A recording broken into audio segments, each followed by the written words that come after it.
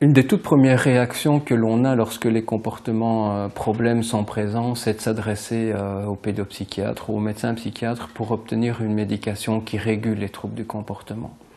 Ce que montrent les recherches, c'est que ces médications ne sont pas toujours aussi efficaces qu'on le souhaiterait. Et comme elles ne sont pas efficaces, bien souvent cela conduit à une polymédication, c'est-à-dire comme la première n'a pas été satisfaisante, on en utilise une seconde, une troisième, et que finalement, au bout du compte, la situation n'est toujours pas satisfaisante.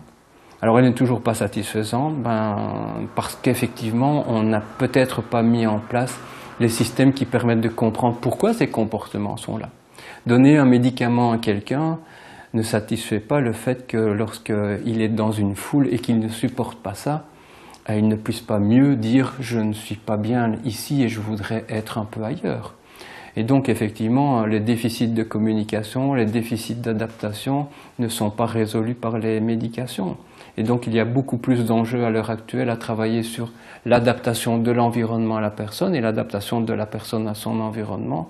Et on a beaucoup plus de succès au travers de ces médications, au travers des troubles du comportement que par l'intermédiaire des médications.